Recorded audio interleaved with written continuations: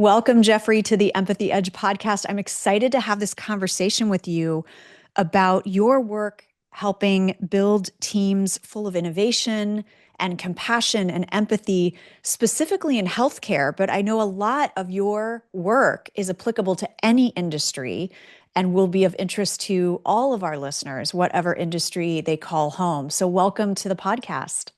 Thank you so much. I'm glad to be here. And yes, I have over 25 years in employee engagement, leadership development, and culture change in the workforce. My last decade has been in healthcare specific, but absolutely applicable to all Well, industries. I love it. And we've had a conversation or two before we started recording. So I would just love if you can tell us briefly before we kind of get into the meat of things, how you came to this work and what makes you most passionate about it. Yeah, so there's a lot of it was actually a few years back when my personal and professional lives collided that really started me down this path of a very purposeful. I have over 25 years, as I mentioned, in employee engagement, with the last decade in healthcare, but it wasn't until my wife's battle with cancer that I saw things through the patient's eyes, that I truly understood the importance of my own work. I got to see her hang on the every word and instruction of the nurse that made her laugh, and coincidentally tune out the physician that wouldn't even make eye contact and had his head buried in his computer. So I saw how employee engagement in healthcare specifically impacts patient outcomes. It impacts how they feel, their willingness to fight. I was doing an all-day workshop at a 27,000 plus employee health system in my backyard here in Connecticut around leadership development and employee engagement. And when we broke for lunch, my wife was 800 yards away being treated and being prepped for a bone marrow transplant in this same cancer center that I'm talking Wow. to the CEO and the CHRO. And I walked across the street on our lunch break. I walked into my wife's room. My wife was crying, and I walked over, and her nurse had her arm around her, and I said, "Why are you crying?" And she said, "Because Gloria didn't bring me my lunch today. Gloria sings to me when she brings me my lunch." Mm.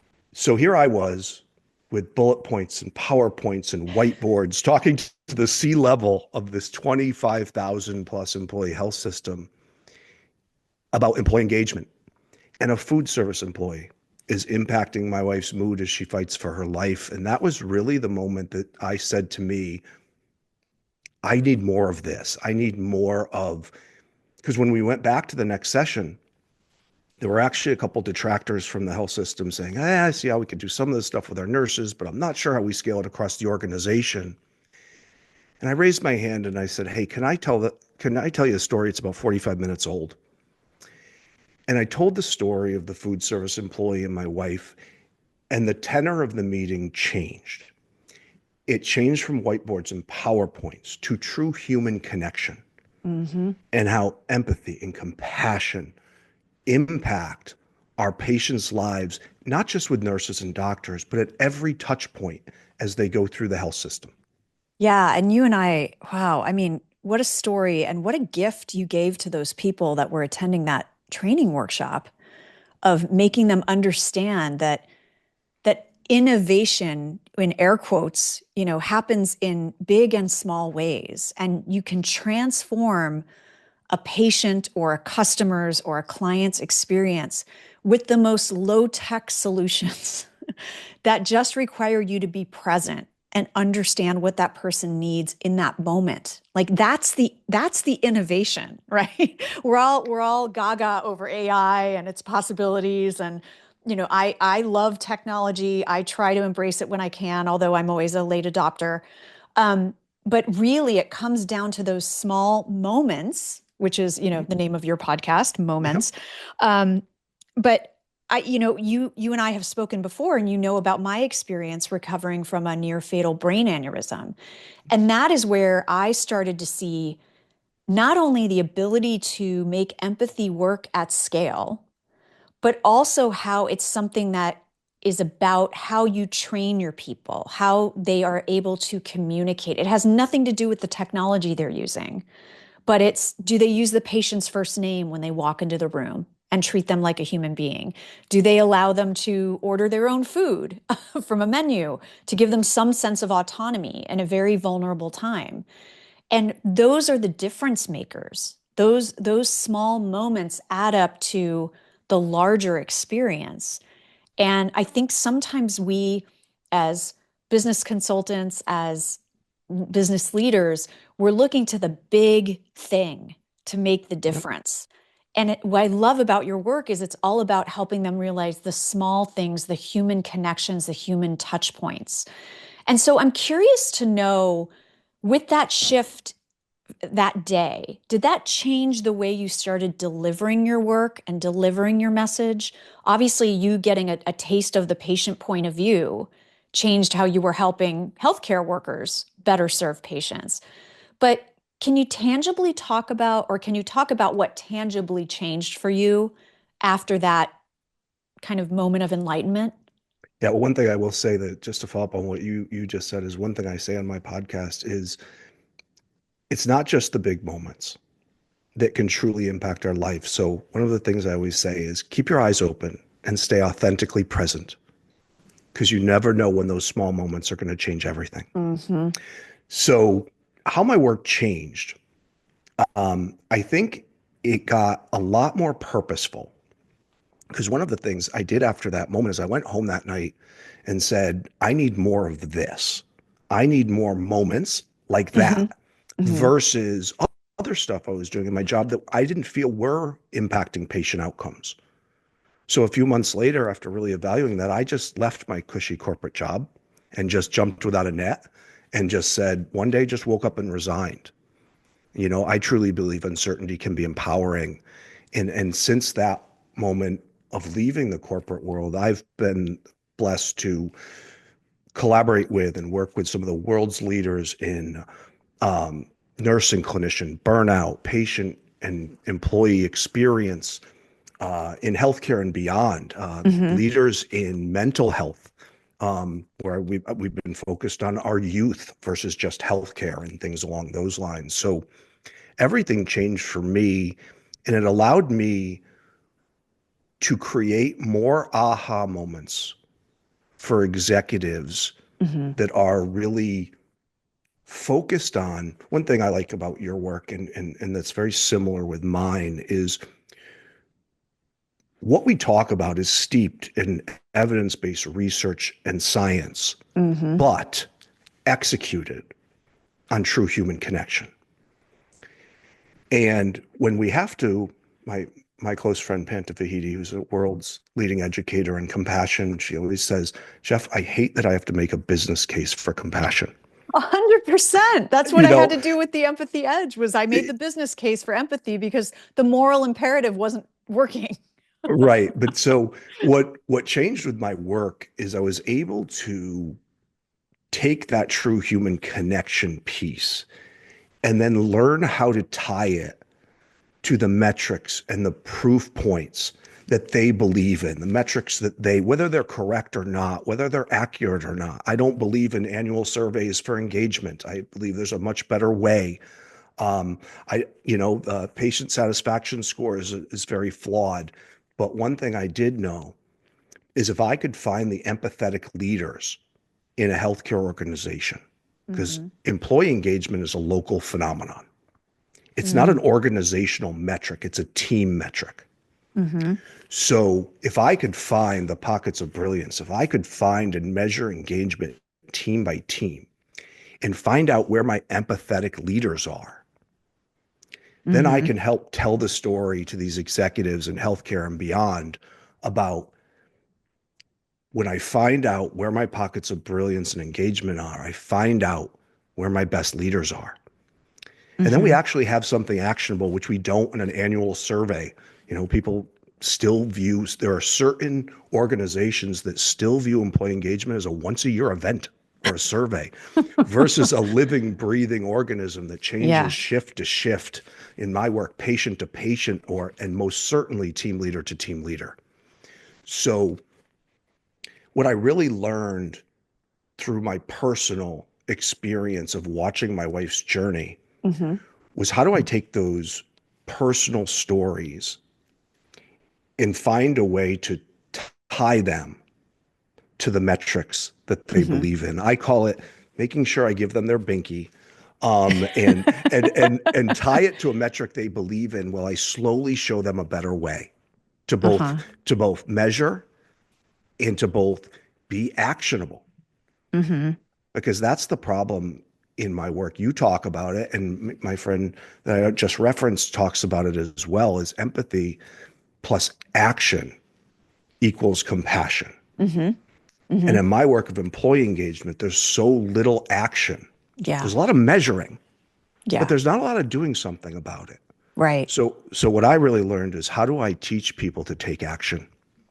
So, talk to us a little bit. I've spoken on the show in the past about from my own research when I was writing my memoir, Rebooting My Brain.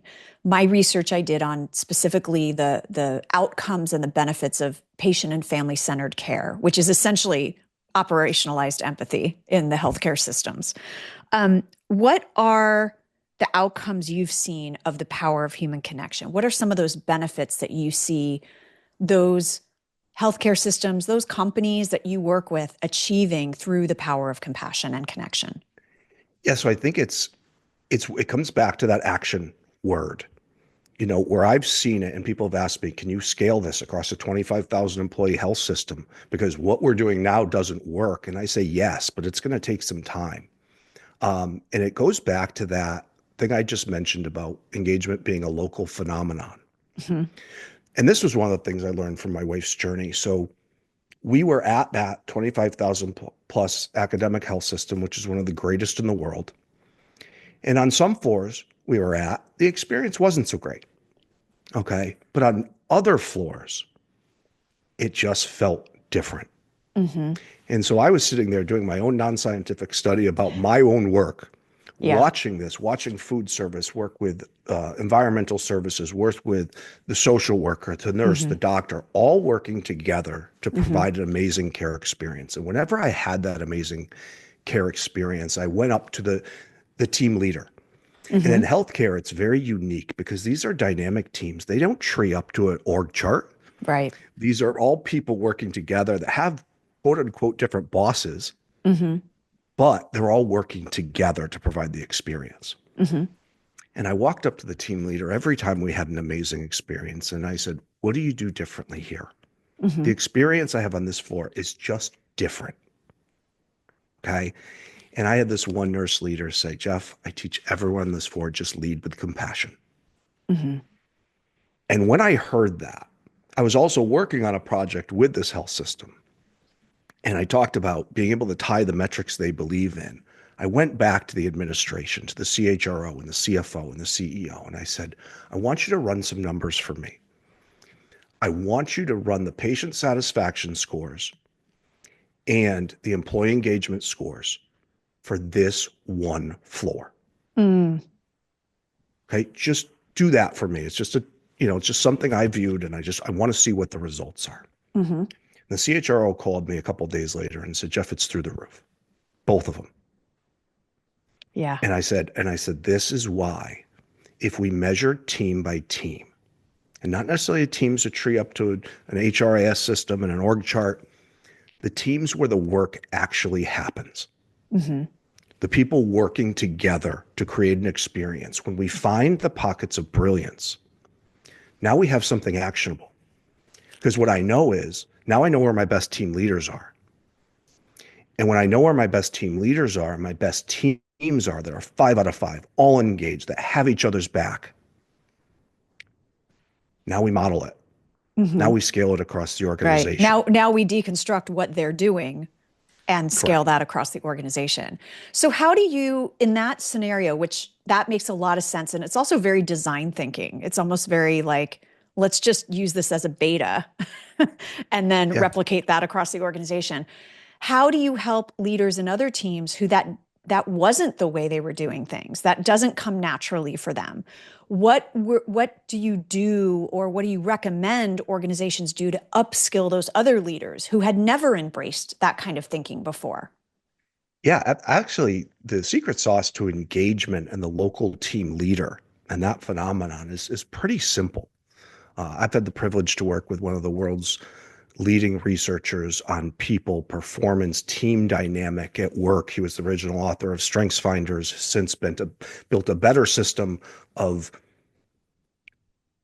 surveying employees and figuring out what their strengths are so that then we can give that back to the team leader so the team leader can view each of their people as unique individuals and figure out what their needs, wants, desires in their career are. And the key is attention. If people feel seen, heard, valued, understood by their team leader, Mm-hmm. that's where the magic happens. And in healthcare, it's very difficult because a lot of times these nurse teams have a 90-to-1 span of control. So you have a nurse leader and they look at me and they say, Jeff, how am I supposed to give 90 people attention? Mm-hmm.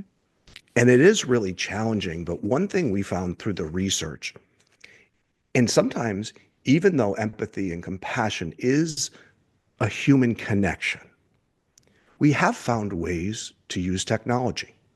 So share with us what some of those ways are that you help them do that, because So, that's actually a really targeted question that people have. My team is too large.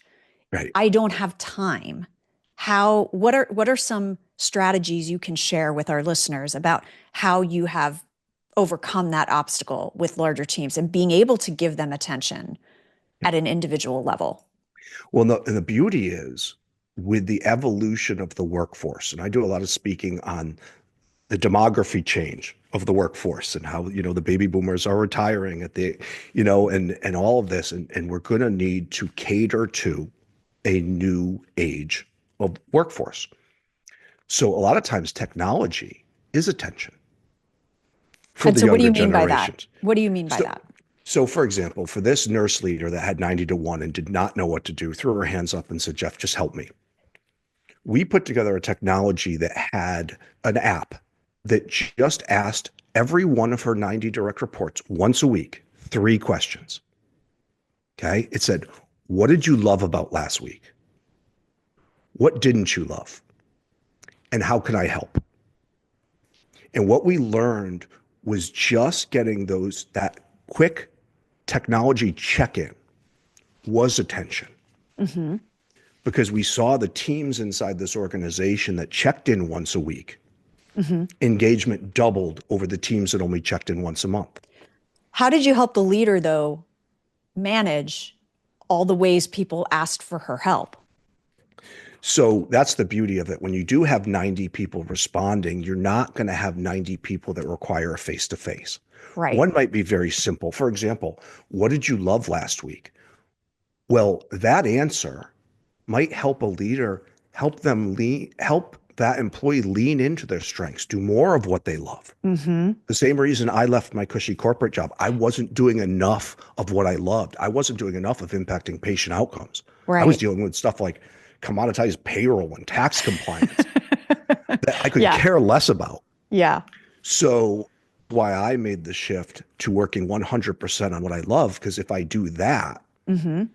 that's where engagement happens. That's where the Mm-hmm. magic happens. That's where for the nurses, the patient satisfaction scores go through the roof. So when you know Yeah. what someone doesn't love about their job and what someone does love about their job, it's really easy to get people in a position where they're using their strengths and they're loving what they do. And in healthcare specifically, it's a lot of what I talk about on my podcast is it's not just the connection to purpose, because doctors and nurses are genuinely empathetic and Yeah. compassionate Yeah. They've got by, a pretty clear purpose there. Yeah. yeah, but the system of healthcare rips it out of them. Yes. I'm sure you have an opinion on empathy fatigue. I don't believe there is empathy fatigue for healthcare workers. I believe it's not fatigue. It's that they're burned out. It's that they're cynical. It's that Mm-hmm. the system has stripped it Yes. from them. And a lot of what I talk about on my podcast is what was that moment that reconnected you to purpose with a Yeah. certain patient or a certain. So the idea is if we can define what people love about their job and what people don't, Mm-hmm. we can help shape them and get them to a place where they're loving what they do more. Okay. And the how can I help question. Now, 90 people on that team are not going to fill something out on that. But the six that do, Yeah.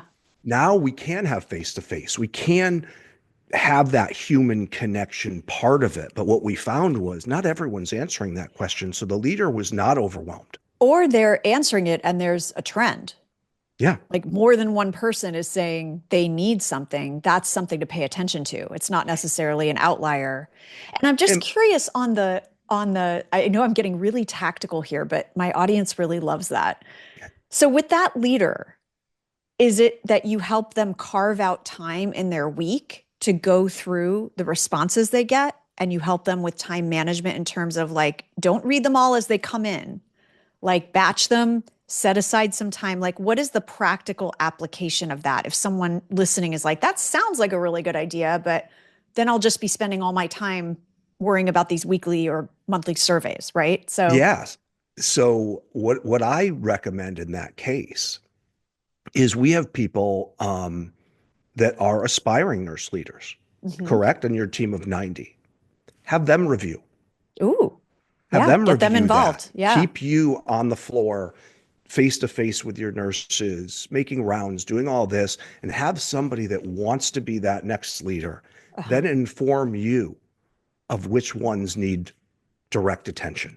Right. Right. And that was how, but by the way, that's unique in that into healthcare is that we do have that crazy span of control. Yeah. But Yeah. in many other industries, it's very manageable to look It at those three answers it is and on a it weekly isn't. I basis. mean, I think with a lot of what's happening, especially like in the tech industry and other industries, is with layoffs and budget cuts, teams, direct report teams are Yes, getting larger and larger, and it's almost absolutely. unmanageable to be able Correct. to, or it feels like it's unmanageable for folks of like, how do I spend the time giving each of these individual folks attention? And that's when, and I've talked about this in other episodes with other guests. It's about also figuring out where you're spending your time as a leader. Mhm. And if you're spending your too much of your time doing and not enough time leading, that should be a big red flag because that actually is where you should be spending the bulk of your time of empowering and motivating the team and figuring out what's important to them. That's actually your role now. You're Yep. no longer a doer. You are, and you're not even a manager of tasks per se. You are a manager of, you're a leader of people. And so being able, I would challenge anyone listening to this with a skeptical ear to say, if you think you're too busy to do something like this, that's actually a prioritization exercise of looking at what are you actually spending your time doing and what should you be spending your time doing. And it comes back to what we talked about earlier as far as evidence-based research and science, but steeped in human connection, because the one thing is we have all the data. If they put in a system like this, we can see where the teams that are high performing and where the teams that are low performing are. Mm-hmm. And we can go back and say, hey, our best leaders are reviewing the check-ins once a week. Right. Here's the change in engagement. Here's the change in patient satisfaction. Here's the change for the Change in health leaders outcomes. that only have their people checking in once a month or Mm, only have half their team checking in. We right. have all these proof points to then show people why it's important. And by the Mm-hmm. way, I used to use that system of the check-in with at Mm-hmm. my previous employer. It took me 2 minutes a week just to say those things. And I didn't always say my leader could help me. I'm a pretty autonomous person. Right. Right. But there were times where I said, hey, listen, this corporate initiative really drained my energy this week, Yeah. on the what didn't you Yeah. love? And hey, Yeah. but you know what I did love? I loved doing that employee engagement and leadership development all day Right. workshop, and then it was, okay, how can we get you to do more of that stuff? Right. Right. I love that. So you talk about, obviously, and this is something that a lot of thought leaders talk about, evangelizing a bottom up versus a top down approach to measurement and execution of these modern people healthcare strategies. So again, that's something that's great and people usually nod their heads. Yes, bottoms up. But what does that actually look like? Yeah, so that's what I talked about as far as the team by team approach. Got it.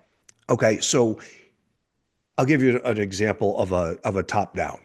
So we have this healthcare organization, or it could be any industry, but they Hmm. measure their employee engagement once a year in an annual survey, top down, where they have an organizational metric. Hmm. And I got called into a healthcare organization recently, and they said to me, Jeff, we need you to tackle first year nurse retention. And I said, okay, tell me about your people strategy. They said, well, we have a top, we have a organizational survey once a year. Uh-huh. And I said, okay, great. I said, how long does it take to tabulate that data until you can actually do something with it? And they said, well, like 6 to 7 months. And so I said, so for some of your new nurses, you are trying to tackle a 0 to 12 problem in 17 months. Yeah. Like, just say it out loud. Yeah. You know what I mean? Yeah. And it was like, you have a lot of smart people in the room and they're just looking at me like, oh boy, didn't, because they didn't even have information in a time to address what their No. biggest problem was. Meanwhile, a half a year's gone by that that person is in that role feeling like they sent information in and never heard anything about it. Right. Right. So what I then do is I say, okay, let's measure team by team. That's what the bottom up is. If we measure team by team in real time, okay, in the worst case scenario, at least once a quarter, but Hmm. I like even more, more frequent pulses. Right. But if we know where our pockets of brilliance are, where our teams that were like that floor, that it Uh-huh. just felt different. Right. If I can find them, Yeah. then I can model them. And Right. that's what the bottom up approach is really about. It's let's take all this wonderful information we get from our Right. surveys, our HRIS, whatever the case may be. Yeah. Let's put it in bite-sized pieces where we can actually take action. Yeah. Well, and get outside of the ivory tower to try to figure it out and say, these people have already figured it out. Let's just go talk to them and see what they're Absolutely. doing. You talk about ivory towers. I talk about this all the time is in healthcare, sometimes employee experience and patient experience don't even work together. It's And it's the crazy. same thing. I talk to people every day. I'm like, we got to get you two together Yeah. Yeah. because, you're doing the same work. Right. Right. You're just a different input and output. Yeah.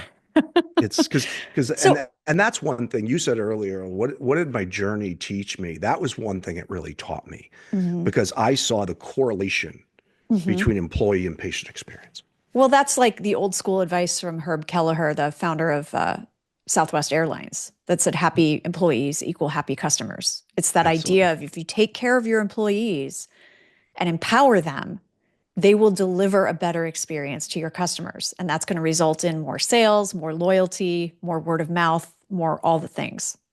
And that's where, as you say, empathy is good for business because but a lot of companies need those dots connected. Yes. So I built a system over 25 years ago. It's called red light, green light. And what I've what I've found over the years is I've never implemented a successful people project or a successful technology to do with their people or anything with someone I deemed a red light after 20 minutes. And what I always did in a first meeting is tried to figure out, does this organization view their people as their greatest asset or their largest expense? Mm, And largest expense is a red light. yeah. And in 25 years, I had a healthcare organization that's launching a new product to market to really impact the front lines. And they came to me and they just said, Jeff, we need you to help change some red lights to green lights. And I said, doesn't happen. If they're, the goal is to fill your cup, to feel energized every day, just find the green lights Hmm. because they're out there. Yeah. And don't try to change the mentality of somebody that looks at their people as their payroll expense. Mm, Find the people that, like you said, the CEO of Southwest Airlines that says happy employees equal happy customers. hmm. And when we find those, first of all, because in many industries, healthcare specific, I say it's at the forefront of clinical innovation, yet lags 30 years behind the private sector and people strategy. Doing anything the way that's not the way we've always done it is a challenge. Yeah. Yeah. And For a red light, it's an impossibility. Hmm. So find the people that are looking for different ways to innovate, different ways to engage a multi-generational workforce. And when you Right. find those people, that's when you bring amazing solutions that can be scaled and can make true impact in people's lives.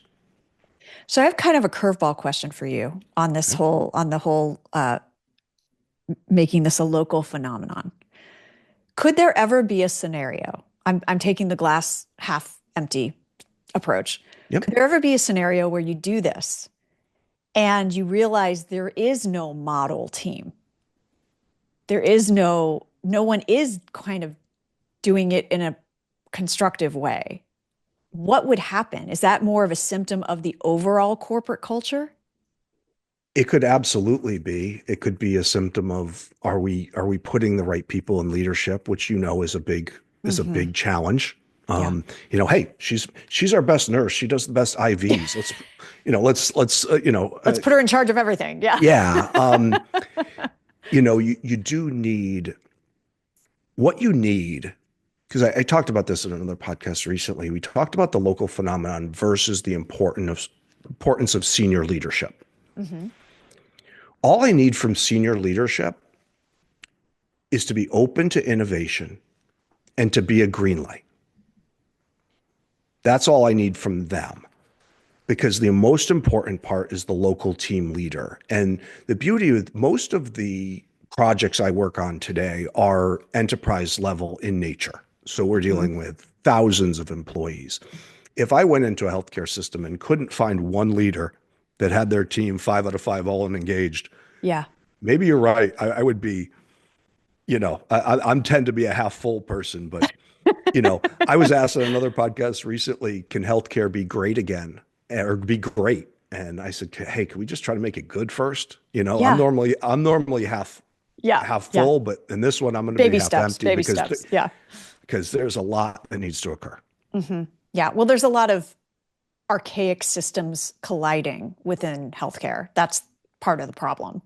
Well, the And problem is the system. to your point, also sucking the empathy out of the people who got into healthcare, who were very purpose driven and excited to make change and excited to help people. Because the broken system that Yeah. it sucks it out of them. And one thing I'll say is healthcare never created a system. They just evolved. Hmm. So the broken systems are kind of a misnomer because there really are no systems. Mm. It's like trying to change the tires on a moving bus. Healthcare is a 24/7, 365 business, and they can't slow down Hmm. to fix the overarching. I'm part of a bunch of groups trying to reinvent healthcare and trying Hmm. to slowly but surely, but it's a huge challenge Yeah. because the systems are so broken. And one of the reasons I said I don't know if healthcare can be great is there are a lot of people making a lot of money on that broken system. Yeah. So do the people in charge want things to change? Right. And that's Right. where the red light and green light comes back in. Yeah. Because the ones that don't want change are like, hey, we're doing great. We're making a lot of money. Um, we're not going to change anything. But the green lights are human centered and are open to starting to work on a broken system. Okay. And so leave us with something positive. Leave us with what is your best advice for leaders out there who are trying to innovate, who are trying to change something that seems like a Herculean effort? What are some gems you want to leave them with? I think the most important thing is to focus on attention. As I mentioned, make people feel seen, heard, valued, understood, understand the uniqueness of each individual team member, and help them find more joy and love in what they do. Hmm. Because that's really the secret sauce is loving what you do. And not everyone does. Not everyone's that lucky. I took a, I believe uncertainty can be empowering. Uh, and because I've never found anything bigger in my life without walking through a phase of an uncertainty first. Right. So I took that jump to love what I do more, and not everyone can. There's a lot of Right. people that are stuck in a job that's just making ends meet. But for the leaders that have the ability to listen, make people feel seen, heard, valued, Yeah. understand the uniqueness of not just the strengths of the person when they look in the own mirror, because a lot of people look in the mirror and say, here are my strengths. Hmm. Okay. But what a good leader does is figure out how each individual team member strengths show up to their other teammates. Mm. The number one factor in employee engagement, the number one question or statement that if it's rated 5 out of 5, strongly agree, and we have a ton of research behind this, is do my teammates have my back? And those are the teams that are 5 out of 5 all in engaged that say strongly agree to that question. Hmm. So it's interesting. I took a strengths based evaluation of myself Hmm. and I looked at the strengths. I said, this is, 15 years ago. And I looked at it, I said, that's not me at all. And I went into my mentor and my leader's office and I said, look at this. Look at what came out. Like, Jeff, that's what every team member goes to you for. Wow. That is right on. Uh-huh. So it's not about finding out where team members view their own strengths. It's finding out where team members, how they show up to their teammates and Yeah. how they show up to make a difference. And then the job Yeah. of the team leader is to have them do more of that.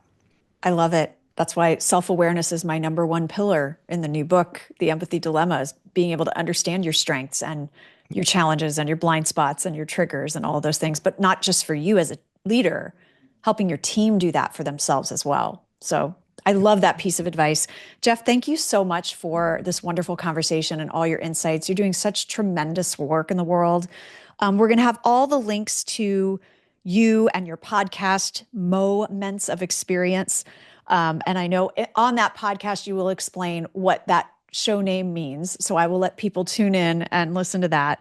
But for folks on the go, what is the one best place they can find out more about you?